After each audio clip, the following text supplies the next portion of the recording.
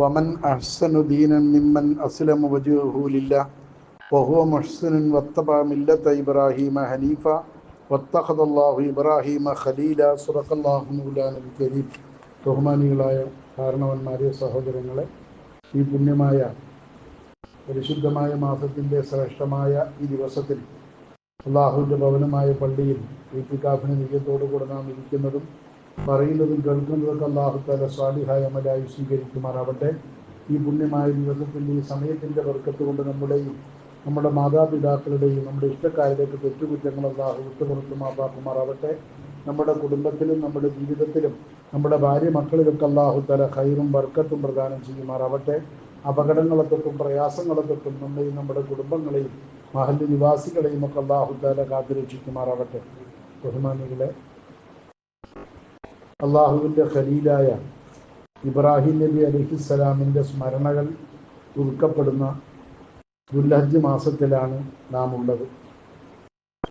അള്ളാഹുവിൻ്റെ ഖലീലായ ഇബ്രാഹിം നബി അലൈഹിസ്സലാം അള്ളാഹു നിയോഗിച്ച 1,24,000-ത്തിലധികം വരുന്ന പ്രവാചകന്മാരിൽ ഒരാളാണ്, നമുക്കറിയാം. വലഖദ് ബഅസ്നാ ഫീ കുല്ലി ഉമ്മത്തിൻ റസൂല. എവിടെയൊക്കെ മനുഷ്യൻ ഒരു സമൂഹമായി ജീവിക്കാൻ തുടങ്ങിയിട്ടുണ്ടോ അവിടെയൊക്കെ അള്ളാഹു തആല അവൻ്റെ ദൂതന്മാരെ നിയോഗിച്ചു.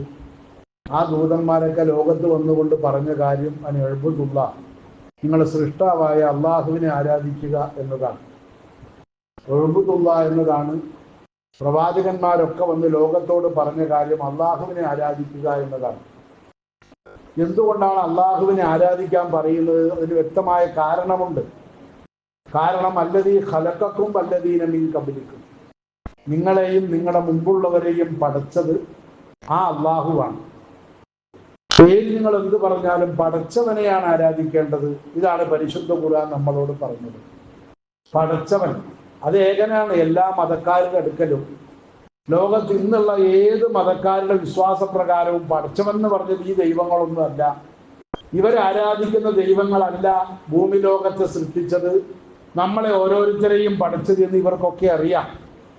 അതുകൊണ്ട് തന്നെ പിന്നെ എന്താണ് അറിഞ്ഞുകൊണ്ട് തന്നെ ഇവിടെ തെറ്റിദ്ധാരണ വരാൻ കാരണം എന്ത്? അത് ഇലാഹ് എന്ന ഖുർആൻ പറയുന്ന അള്ളാഹ് എന്ന വാക്കിന്റെ അസിലായ മൊരടായ ഇലാഹ് എന്ന വാക്കിന്റെ അർത്ഥം ഗ്രഹിച്ചാൽ നമുക്ക് മനസ്സിലാവും. ഇലാഹ് എന്ന വാക്കിലൂടെ അലിഫ്ലാമ് കൂട്ടിയിട്ടാണ് അള്ളാഹ് എന്ന വാക്കുണ്ടാക്കിയിരിക്കുന്നത്. ഇലാഹ് എന്നതാണ് അതിന്റെ അസില്. ഇലാഹ് എന്ന വാക്ക് അറബി ഭാഷയിലെ അലിഹ എന്ന് പറയുന്ന ഒരു ക്രിയാധാതുവിൽ നിന്ന്, മാദിയിൽ നിന്ന് പിടിക്കപ്പെട്ടതാണ്. അലിഹ പറഞ്ഞ വാക്കിന്റെ അർത്ഥം പരിഭ്രമിച്ചു എന്നാണ്. പേടിച്ചു, വെപ്രാളപ്പെട്ടു, പരിഭ്രമിച്ചു എന്നൊക്കെയാണ് അലിഹ എന്ന വാക്കിന്റെ അർത്ഥം. അപ്പൊ അള്ളാഹു എന്ന് പറഞ്ഞാൽ ആരാ? ജനങ്ങളെ പരിഭ്രമിക്കുകയാണ്. ജനങ്ങൾക്ക് മനസ്സിലാവൂല, ആളുകൾക്ക് തിരിയൂല. ആരാണ് ഇലാഹ് എന്ന് മനസ്സിലാക്കാൻ ശ്രമിച്ചാൽ പോലും മനസ്സിലാക്കാൻ കഴിയാത്ത വിധം പരിഭ്രമിക്കപ്പെടുന്ന ഒന്നാണ് സൃഷ്ടാവായ അള്ളാഹു എന്ന് പറയുന്നത്. നമ്മുടെ സങ്കല്പങ്ങൾക്ക്, നമ്മുടെ അറിവുകൾക്ക്, നമ്മുടെ ചിന്തകൾക്ക് അതീതമാണ് അള്ളാഹു റബ്ബുൽ ഇസ്സത്തായ തമ്പുരാൻ. അതുകൊണ്ട് നമ്മുടെ ബുദ്ധി കൊണ്ട് ആലോചിച്ചിട്ടൊന്നും അള്ള എന്താണ്, അള്ള എങ്ങനെയാണ് എന്നൊന്നും മനസ്സിലാക്കാൻ നമ്മളെ കൊണ്ട് കഴിയില്ല. അതുകൊണ്ടാണ് അതിന് ഇലാഹ് എന്ന പേര് വന്നത്. അലിഹ എന്നതിൽ നിന്ന് പിടിക്കപ്പെട്ടതാണ്.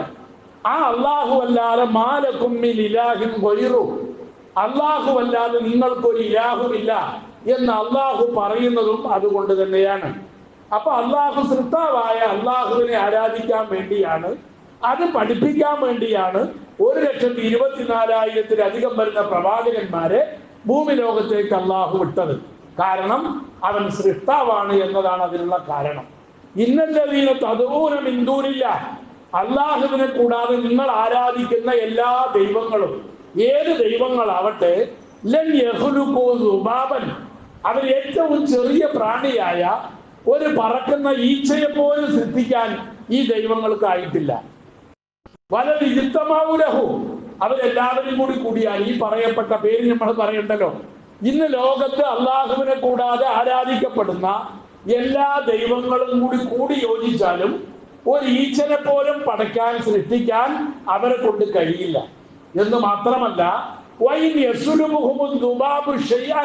പരിശുദ്ധ ഖുർആനാണ് ഈ പറയുന്നത്. അൽ ഹജ്ജ് സൂറത്തിന്റെ 73-ാമത്തെ ആയത്ത്,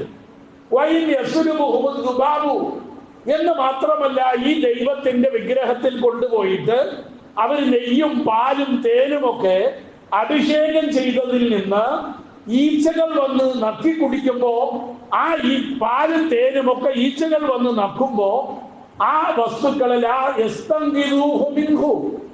ആ ഈച്ചനെ ഒന്ന് ആട്ടിവിടാൻ പോലും ഈ ദൈവങ്ങൾ കൊണ്ട് കഴിയില്ല. തനിക്ക് അഭിഷേകം ചെയ്യപ്പെട്ട, തനിക്ക് വേണ്ടി സമർപ്പിക്കപ്പെട്ട ആ പാലും തേനും, നെയ്യഭിഷേകം സ്വാമിക്ക്, പാലഭിഷേകം സ്വാമിക്ക് എന്ന് നമുക്ക് കിട്ടിട്ടില്ലേ? ഈ സാധനങ്ങളൊക്കെ അഭിഷേകം ചെയ്യപ്പെട്ടാൽ ആരാ തിന്നണത്? അത് ഈച്ചകളും പ്രാണികളും തിന്നിട്ട് പോവുക. അത് തിന്നാൻ പോലും, തിന്നുന്നവരെ തടയാൻ പോലും ഈ ദൈവങ്ങൾക്ക് കഴിയുന്നില്ല. അല്ലാഹു പറയുന്നു, ആരാധിക്കുന്നവനും ദുർബലൻ, വൽ മത്ലൂബു ആരാധിക്കപ്പെടുന്നവനും ദുർബലൻ, ബലഹീനൻ, കഴിവുകെട്ടവൻ. ഇതാണ്. അതുകൊണ്ടാണ് സൃഷ്ടാവായ അള്ളാഹുവിനെ മാത്രം ആരാധിക്കുക എന്ന് പറയുന്നത് കൊണ്ട് ഉദ്ദേശിക്കപ്പെടുന്നത് അതാണ്. ജാഹിലിയ്യ കാലത്തെ ബുദ്ധിജീവികളിൽപ്പെട്ട ഒരാള് തന്റെ ഇഷ്ട ദൈവത്തിനെ ആരാധിക്കാൻ വേണ്ടി ആ വിഗ്രഹാരാലയത്തിലേക്ക് പോയ കഥ അറബികളുടെ കൂട്ടത്തിലുണ്ട്, ഖുറൈശികൾക്കിടയിൽ. അയാളുടെ ഭരണയെ ആരാധിക്കാൻ വേണ്ടി അമ്പലത്തിലേക്ക്, ആ ആരാധനാലയത്തിലേക്ക് കയറി ചെന്ന് നോക്കുമ്പോ ആ ദൈവത്തിന്റെ തലയിൽ വവ്വാല് കാട്ടിച്ചിരിക്കുകയാണ്. ആ ദൈവത്തിന്റെ തലയിൽ വവ്വാല് കാട്ടിച്ചതാണ് ഇയാള് കാണുന്നത്. അതിൽ ഇയാൾക്ക് സങ്കടമായി, എന്റെ ദൈവമാണല്ലോ ഈ നിൽക്കുന്നത്, എന്റെ ദൈവത്തിന്റെ തലയിൽ വവ്വാല് വന്ന് കാട്ടിച്ചിട്ട് അതിനൊന്ന് ആട്ടിവിടാൻ പോലും എന്റെ ദൈവത്തിന് കഴിഞ്ഞില്ലല്ലോ എന്ന വെപ്രാളത്തോടുകൂടി അയാൾ പാടിയ ഒരു കവിത ഉണ്ട്.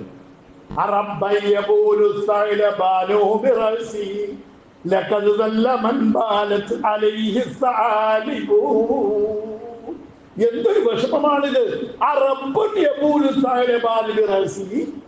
തലയിൽ വന്നിട്ട് ഈ കുറുക്കച്ചി പക്ഷികള്, ഈ വവ്വാലുകൾ വന്ന് തലയിൽ വന്ന് കാട്ടിക്കുമ്പോ അതുപോലും ഒന്ന് ആട്ടിവിടാൻ കഴിയാത്ത ദൈവം എന്ത് ദൈവം അത്? എന്ത് റബ്ബാണിത്?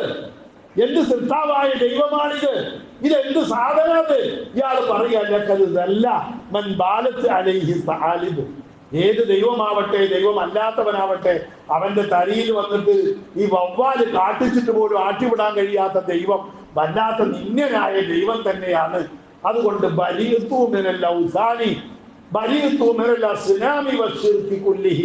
എല്ലാ വിഗ്രഹങ്ങളിൽ നിന്നും ഞാൻ ഒഴിവായിരിക്കുന്നു. ഞാൻ ഈ വിഗ്രഹത്തെ ആരാധിക്കൂല. എല്ലാ ബഹുദൈവ വിശ്വാസങ്ങളിൽ നിന്നും ഞാൻ രക്ഷപ്പെട്ടിരിക്കുന്നു.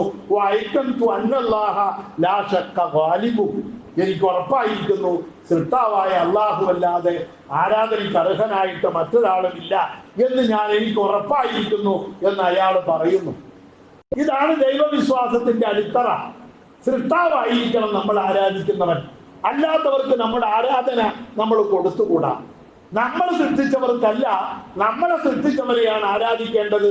ഇത് പറയാനാണ് പ്രവാചകന്മാരെ അല്ലാഹു തആല നിയോഗിച്ചത്. അതാണ് ലോകത്ത് ഇബ്രാഹിം നബി അലൈഹിസ്സലാമിന്റെ ഏറ്റവും പ്രധാനപ്പെട്ട സന്ദേശവും. പരിശുദ്ധ ഖുർആൻ പറഞ്ഞു, ഖാലു, മദീനയിലെ യഹൂദികൾ പറഞ്ഞു, കൂനു ഹൂദൻ, നിങ്ങൾ യഹൂദികളാവുക, നിങ്ങൾ ജൂതമതത്തിൽ കൂടുക എന്ന തഹ്തദു, നിങ്ങൾ നേർമാർഗികളാകുമെന്ന് മദീനയിലെ ജൂതന്മാര് പറഞ്ഞു. അതേപോലെ നസാറാക്കൾ പറഞ്ഞു, അതായത് നസാറ നജ്റാൻ എന്ന് പറയുന്ന മദീനയ്ക്കടുത്തുള്ള നസാറാക്കള്, അവര് ക്രിസ്ത്യാനികൾ പറഞ്ഞു, കൂനു നസാറ, നിങ്ങൾ നസാറകളാവുക, നിങ്ങൾ ക്രിസ്ത്യാനികളാവുക എന്ന് അവര് പറഞ്ഞു.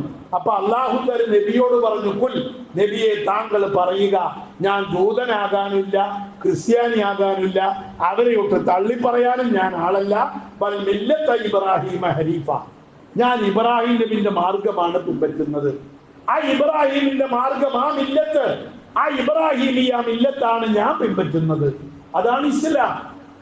ഇത് ജൂതമതത്തിന്റെ മുമ്പുള്ളതാണ്, ഇത് ക്രിസ്തുമതത്തെക്കാൾ മുമ്പുള്ളതാണ്, മൂസാ നബി വരുന്നതിന്റെ മുമ്പുള്ളതാണ്, ഈസാ നബി വരുന്നതിന്റെ മുമ്പുള്ളതാണ്. മില്ലത്ത് ഇബ്രാഹിമ, അതാണ് ഞാൻ പിൻപറ്റുന്നത്. വമാ കാന മിനൽ മുശ്രിക്കീന, ഇത് മുശ്രിക്കീങ്ങളിൽ ബഹുദൈവ വിശ്വാസികളിൽ പെട്ടവരായിരുന്നില്ല മഹാനായ ഖലീലുല്ലാഹി ഇബ്രാഹിം നബി അലൈഹിസ്സലാം. ഇതാണ് ഇബ്രാഹിം നബി അലൈഹിസ്സലാമിന്റെ മില്ലത്ത് എന്ന് പറയുന്ന ആ മില്ലത്താണ് നമ്മൾ പിൻപറ്റുന്നത്. ആ മില്ലത്തിന്റെ അതിശയകരമായ യാഥാർത്ഥ്യം അതിന്റെ സത്യാവസ്ഥ ലോകം അംഗീകരിച്ചതാണ്. ക്രിസ്ത്യാനികൾക്ക് അത് തള്ളിക്കളയാൻ കഴിയില്ല, ജൂതന്മാർക്ക് അത് തള്ളിക്കളയാൻ കഴിയില്ല. എന്നല്ല, ഹിന്ദുക്കൾ എന്ന് പറയുന്ന വിഭാഗം ഉണ്ടല്ലോ, ആ ഹിന്ദു മതം എന്ന് പറയുന്നത് അതിൽ ഏറ്റവും മുന്തിയത് ബ്രാഹ്മണീയത്ത് എന്ന് പറയുന്നതാണ്. ബ്രാഹ്മണൻ എന്ന് നമ്മൾ മലയാളത്തിൽ പറയുന്നത്, ഈ ബ്രാഹ്മണൻ എന്ന വാക്ക് എവിടെന്നാ വന്ന് എന്ന് ചർച്ച ചെയ്യുമ്പോൾ ഇൻസാനുൽ കാമിൽ എന്ന് പറയുന്ന ഒരു കിതാബുണ്ട്, അതിൽ പറയുന്നുണ്ട് ബറാഹിമത്ത് എന്നാണ് ഷറഉൽ അഖായിദ് ഇവരെ പറ്റി പറയുന്നത്. ബ്രാഹ്മണന്മാരെ പറ്റി അഹ്ലു സുന്നത്ത് വൽ ജമാഅത്തിന്റെ അടിസ്ഥാന വിശ്വാസം പഠിപ്പിക്കുന്ന കിതാബാണ് ഷറഹുൽ അഖായിദ്.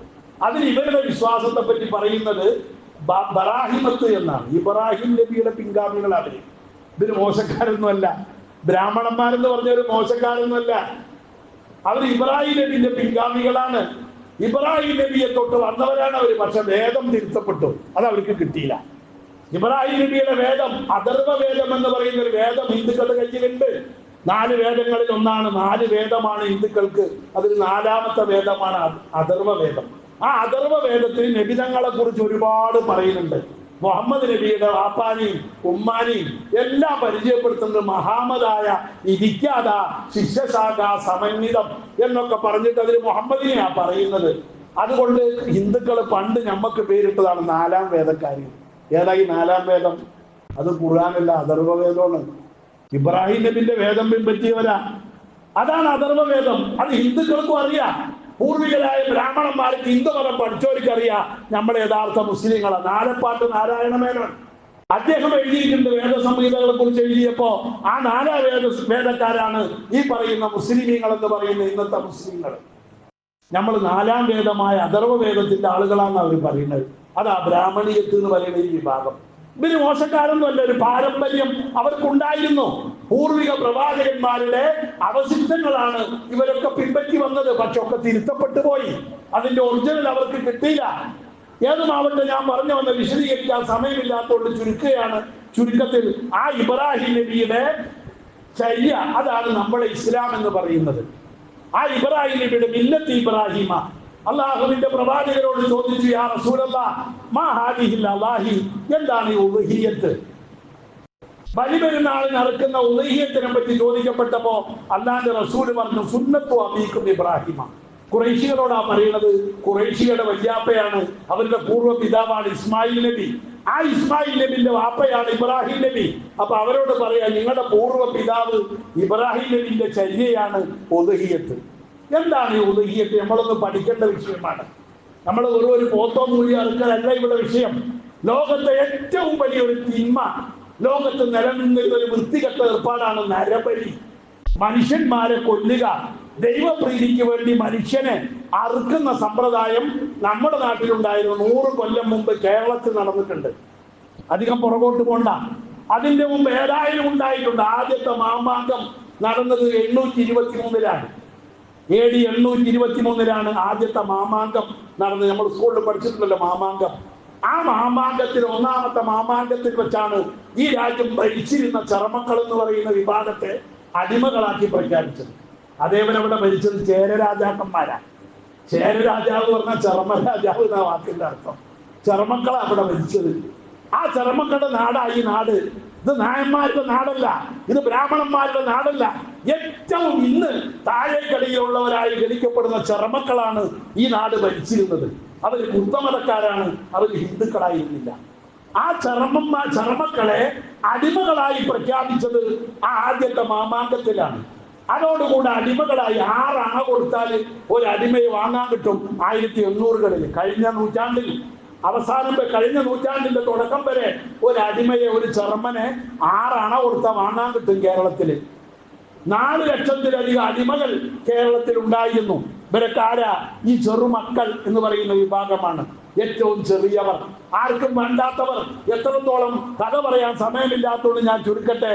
1746-ൽ മാർത്താണ്ഡവർമ്മ രാജാവ് പടയോട്ടം. മാർത്താണ്ഡവർമ്മ വലിയ പുണ്യാളനാണ് എന്നൊക്കെ നമ്മൾ പഠിച്ചിട്ടുണ്ടാവും നമ്മുടെ പുസ്തകങ്ങളിൽ.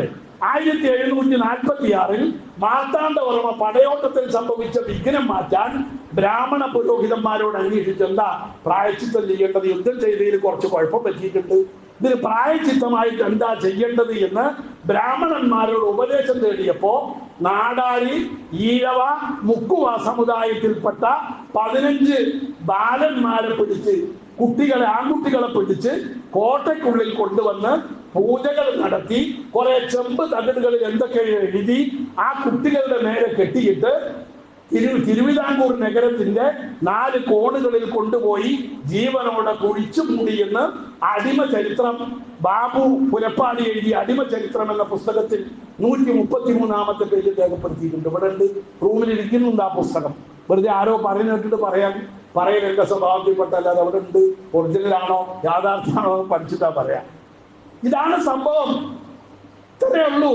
നമ്മുടെ നാട്ടിലെ പാവപ്പെട്ട ദുർബലരായ നമ്മുടെ പൂർവ്വപിതാക്കന്മാരെ, നമ്മുടെ വല്യാപ്പന്റെ ചർമ്മനോ പുലയനോ ഈ പറയപ്പെട്ട തീയനോ നാടാരൊക്കെ തന്നെ ആയിരിക്കും നമ്മുടെ കാരണവന്മാര്. കോട്ടയത്തിനടുത്ത് ഒരു ചിറ നിർമ്മിക്കാൻ വേണ്ടിയിട്ട്, പുഴയില് തോട്ടിലൊരു കെട്ട് കെട്ടാൻ വേണ്ടിയിട്ട് കെട്ടിയിട്ട് കെട്ട് നിൽക്കണില്ല. അപ്പൊ 14ഉം 15ഉം വയസ്സുള്ള 3 പെൺകുട്ടികളെ ബ്രാഹ്മണന്മാർ നടത്തിയ പൂജയ്ക്ക് ശേഷം കഴുത്തറുത്ത് കൊന്ന് ബലി നടത്തിയത് 1830-ൽ സാമുവൽ മെത്തിയർ എന്ന് പറയുന്ന ഇംഗ്ലീഷുകാരൻ ഞാൻ കണ്ട കേരളം എന്ന പുസ്തകത്തിന്റെ 360-ാമത്തെ പേജിൽ എഴുതി വെച്ചിട്ടുണ്ട്. ആ പുസ്തകം വഴിയുണ്ട്.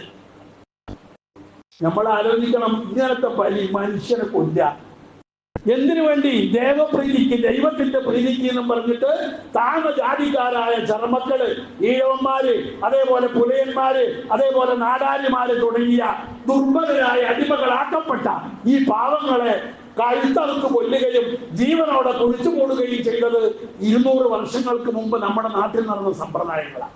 കേരളത്തിൽ വരെ ഉണ്ടായിരുന്നു. ഇത് ഇസ്ലാമിക ലോകത്ത്, മുസ്ലിമീങ്ങളുടെ ലോകത്ത് ഈ വൃത്തികേട് അവസാനിപ്പിക്കാൻ അള്ളാഹു നിയോഗിച്ച പ്രവാചകരാണ് മഹാനായ ഖലീലുല്ലാഹി ഇബ്രാഹിം നബി അലൈഹിസ്സലാം. ഇബ്രാഹിം നബിയും ആ കാലഘട്ടത്തെ സമ്പ്രദായം വെച്ചിട്ട് മകൻ ഇസ്മായിലിനെ അറുക്കാൻ നേർച്ചയാക്കിയ ആളാണ്.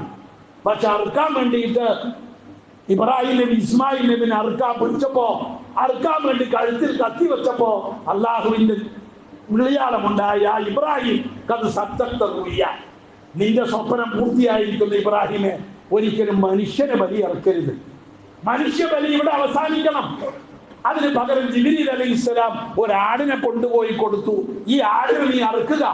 അത് ബലിയായി അറുത്ത് കുഴിച്ചു മൂടാനല്ല, അത് പാവപ്പെട്ടവർക്ക്, വിശക്കുന്നവർക്ക്, ദുർബലരായ ആളുകൾക്ക് ഭക്ഷണമാണ്, ഉപകാരമായിട്ടാണ് ബലി എന്ന് പറയുന്ന സമ്പ്രദായം പരിശുദ്ധ ഇസ്ലാം ലോകത്തിന്റെ മുമ്പിൽ കൊണ്ടുവന്നത്. അപ്പൊ അതുകൊണ്ട് തന്നെ ഇബ്രാഹിം നബിയാണ് ഈ വൃത്തികേട് ലോകത്ത് ഇല്ലാതാക്കാൻ വേണ്ടി പരിശ്രമിച്ച പ്രവാചകർ. ഖലീലുല്ലാഹി ഇബ്രാഹിം നബി അലൈഹിസ്സലാമാണ് നരബലി അവസാനിച്ചത്. പക്ഷെ കേരളത്തിലെ മറ്റ് ജാതികളിലും മറ്റ് മതങ്ങളിലും അത് അവസാനിച്ചു എന്ന് പറയാൻ ഇപ്പോഴും കഴിയാത്ത വിധം തമിഴ്നാട്ടിലൊക്കെ നരബലി നടന്നതിന്റെ വാർത്തകൾ ഇപ്പോഴും നമ്മൾ പത്രങ്ങളിൽ വായിക്കുന്നു. ഉത്തരേന്ത്യയിൽ ഇപ്പോഴും ബ്രാഹ്മണ പൂജാരിമാർ നരബലി നടത്താൻ ആളുകളെ നിർബന്ധിക്കുന്നു. ഇസ്ലാം മഹാനായ ഖലീലുല്ലാഹി ഇബ്രാഹിം നബിയിലൂടെ അവസാനിപ്പിച്ചതാണ് ഈ മനുഷ്യബലി എന്ന് പറയുന്നത്. അതാണ് ഇസ്ലാമിന്റെ സന്ദേശം. അവിടെ ഒരു പ്രത്യേകത കൂടിയുണ്ട്. കാരണം ഈ ബലി അവസാനിപ്പിക്കുക എന്ന് പറഞ്ഞാൽ അത് പകരം മറ്റൊരു കാര്യം നടത്തിക്കൊണ്ട് ഒരു കാര്യം ലോകത്ത് ഇല്ലാതാക്കാൻ കഴിയും. അതിന് പകരം വേറൊന്ന് വെക്കണം. ആരും അറുക്കണ്ട എന്ന് പറഞ്ഞാൽ നടക്കൂല. അപ്പോഴും അറുക്കൽ ഇവിടെ നടക്കും. അതിന് അള്ളാഹു കണ്ട മാർഗമാണ് ആടിനെ അർത്ഥോ, നീ പോത്തിനെയും മൊഴിനെയൊക്കെ അർത്ഥോ. മനുഷ്യനെ അറുക്കാൻ പറ്റൂല, മനുഷ്യന് ബലി നൽകാൻ പാടില്ല എന്ന് ലോകത്തോട് പഠിപ്പിച്ചത് മഹാനായ ഖലീലുല്ലാഹി ഇബ്രാഹിം നബി അലൈഹിസ്സലാമാണ്. മൃഗബലിയാവട്ടെ അത് പാവങ്ങൾക്ക് ഭക്ഷണവും സഹായവുമായി കൊണ്ടാണ് അല്ലാഹു തആല നമുക്ക് ബലി ഏർപ്പാടാക്കിയിരിക്കുന്നത്. മഹാനായ അബ്ദുല്ലാഹി ഇബ്നു അബ്ബാസ് റളിയല്ലാഹു തങ്ങളോട് റിപ്പോർട്ട് ചെയ്യപ്പെട്ട ഒരു ഹദീസിൽ അല്ലാഹുവിന്റെ പ്രവാചകർ പറയുന്നത് കാണാം, മാ അമില ഇബ്നു ആദമ അമലൻ അഹബ്ബ ഇലല്ലാഹി മിൻ ഇറാഖത്തിൽ ദമി. ഒരു മൃഗത്തെ ബലിയെറുക്കുന്നതിനേക്കാൾ ഒരു പുണ്യകർമ്മം പെരുന്നാളിന്റെ അന്ന് ഒരു മനുഷ്യനും ചെയ്തിട്ടില്ല, ചെയ്യാൻ കഴിയില്ല. കാരണം എന്തുകൊണ്ട്? അല്ലാഹുവിന്റെ റസൂൽ പറഞ്ഞു, അവല്ല യഅതി യൗമൽ ഖിയാമ ബിഖുറൂനിഹാ വഅൽഫാരിഹാ വഅശ്ആരിഹാ. ഖിയാമത്ത് നാളിൽ ഈ ബലി നടത്തിയ മനുഷ്യൻ അതിന്റെ കൊമ്പ് അവന്റെ കയ്യിലുണ്ടാകും. മഹ്ശറിൽ വരുമ്പോ അതിന്റെ നഖങ്ങള്, അതിന്റെ കുളമ്പുകൾ അവന്റെ കയ്യിലുണ്ടാകും. ആ മൃഗത്തിന്റെ രോമങ്ങളും ഉണ്ടാവും, ഇറച്ചിയും രക്തം ഉണ്ടാവില്ല. രക്തം മണ്ണിലേക്ക് പോയി കുഴിച്ചു മൂടപ്പെട്ടു. അതേപോലെ തന്നെ അതിന്റെ ഇറച്ചി അത് പാവങ്ങൾക്ക് കൊടുത്തു, അതല്ല ആളുകൾ തിന്നുപോയി. അത് അള്ളാഹുവിന് സമർപ്പിക്കപ്പെട്ടതാണ്. അതുകൊണ്ട് അതുണ്ടാവില്ല, ബാക്കിയെല്ലാം ഉണ്ടാവും, കൊമ്പും എല്ലും ഇതൊക്കെയായിട്ടാണ് ഇവൻ ഖിയാമത്ത് നാളിൽ മഹ്ശറിൽ വരിക. അതിന്റെ രക്തം ഭൂമിയിൽ ആ രക്തം വീഴുന്നതിന്റെ മുമ്പ് അള്ളാഹുവിന്റെ അടുക്കൽ ആ രക്തം സ്ഥിരപ്പെട്ടിരിക്കുന്നു. നാളെ മഹ്ശറിൽ അള്ളാഹു തആല ആ മൃഗത്തെ പൂർണ്ണമാക്കി വലുതാക്കി ജീവിപ്പിച്ചു കൊടുത്തിട്ട് അതിന്റെ മുകളിൽ കയറി ആ ഉളഹിയത്ത് നടത്തിയവന് മഹ്ശറിൽ യാത്ര ചെയ്യാൻ അല്ലാഹു തആല അനുഗ്രഹം നൽകും. അതുകൊണ്ട് അല്ലാഹുവിന്റെ റസൂല് പറഞ്ഞത്, അല്ലിമു ലഹായാക്കും, നിങ്ങളുടെ ഉളഹിയത്തിന്റെ മൃഗങ്ങളെ നിങ്ങൾ വലുതാക്കുക, വലിയ മൃഗങ്ങളെ തന്നെ വാങ്ങി ഇറക്കുക. ഫൈനഹാ ലസിറാത്തി മത്വായാക്കും, നിങ്ങൾക്ക് സിറാത്ത് എന്ന പാലം കിടക്കാനുള്ള വാഹനം ഈ മൃഗങ്ങളാണ്, ഈ ഉളഹിയത്ത് അറുക്കപ്പെടുന്ന മൃഗങ്ങളാണ്. അതുകൊണ്ട് അത് വലുത് തന്നെ ആവട്ടെ എന്ന് റസൂലുള്ളാഹി തങ്ങൾ പറഞ്ഞതും അതുകൊണ്ട് തന്നെ. അതുകൊണ്ട് ഫമൻ മൻ കാന ലഹു സഅത്തുൻ, റസൂലുള്ളാഹി തങ്ങൾ പറഞ്ഞു, ആർക്കെങ്കിലും കഴിവുണ്ട് ഫലം യുലാക്കി, എന്നിട്ടും അവൻ ഉളഹിയത്തിന് കൂടിയില്ല. അവന് 10,000 മുടക്കാനുള്ള കഴിവുണ്ട്, അല്ലെങ്കിൽ 1,00,000 കൊടുത്തൊരു പോത്തോ മൂരിയോ വാങ്ങാൻ അവന് കഴിയും. പക്ഷെ അവനത് ചെയ്തില്ലെങ്കിൽ ഫലായ ഖുർബന്ന മുസല്ലാന, നമ്മുടെ നിസ്കാര മുസല്ലയിലേക്ക്, നമ്മുടെ പെരുന്നാൾ നിസ്കാരത്തിലേക്ക് അവൻ അടുത്തു പോകരുതെന്ന് ഷഫീഉനാ റസൂലുള്ളാഹി, അള്ളാഹുവിന്റെ റസൂൽ പറയുന്നത് ഇത് ഗൗരവം ബോധ്യപ്പെടുത്താനാണ്. അതുകൊണ്ട് ഉദയത്ത് അറക്കാത്തവരാരും പെരുന്നാൾ നിസ്കരിക്കാൻ വരണ്ട എന്നല്ല കേട്ടോ ഈ പറഞ്ഞത്. റസൂലുള്ള പറഞ്ഞ ഹദീസിന്റെ ഗൗരവമാണ് ഈ പറയുന്നത്. പെരുന്നാൾ നിസ്കരിക്കാൻ വരണം, നിസ്കാരം ശരിയാവും ചെയ്യും. പക്ഷേ റസൂലുള്ള ബോധ്യപ്പെടുത്തുക, പെരുന്നാൾ നിസ്കാരത്തെക്കാൾ വലുത് ഉദ്ഹിയ്യത്താണ്. അത് ഇബ്രാഹിം നബിയുടെ സുന്നത്താണ്, നമ്മുടെ പൂർവ്വ പിതാവിന്റെ സുന്നത്താണ്. അത് മുടക്കരുത് എന്ന് റസൂലുള്ളാഹി തങ്ങൾ നമ്മളെ പഠിപ്പിക്കുകയാണ്. അതുകൊണ്ട് ഉദ്ഹിയ്യത്ത് നമുക്ക് വേണം. അതിപ്പോ തന്നെ എല്ലാവരും കരുതണം. ദുൽഹജ്ജ് മാസം ആരംഭിച്ചിരിക്കുകയാണ്. ആരെങ്കിലും ഉദ്ഹിയ്യത്തിന് കരുതുന്നവരുണ്ടെങ്കിൽ അതിന്റെ ആളുകൾ നഖം മുറിക്കാതിരിക്കുക, താടി മീശയൊന്നും വെട്ടാതിരിക്കുക, തലമുടി വെട്ടാതിരിക്കുക, അങ്ങനെ അതിനു വേണ്ടി ഒരുങ്ങി തയ്യാറാവുക. അല്ലാഹു തആല അത്തരം സൽക്കർമ്മങ്ങൾ കൊണ്ട് നമ്മുടെ അമലുകളൊക്കെ സ്വീകരിക്കുമാറാവട്ടെ, നമ്മുടെ തെറ്റുകുറ്റങ്ങളൊക്കെ വിട്ടുപുറത്ത് മാപ്പാക്കുമാറാവട്ടെ. നമ്മുടെ ജീവിതത്തിലും പ്രവർത്തനങ്ങളിലും അല്ലാഹു ഖൈറും ബർക്കത്തും പ്രദാനം ചെയ്യുമാറാവട്ടെ. എല്ലാവിധ പ്രയാസങ്ങളെ തൊട്ടും നമ്മെയും ഈ സമുദായത്തെയും അല്ലാഹു തആല കാത്തുരക്ഷിക്കുമാറാവട്ടെ. റബ്ബനാ തഖബ്ബൽ മിന്നാ ഇന്നക അന്തസ് സമീഉൽ അലീം വഗ്ഫിർ ലനാ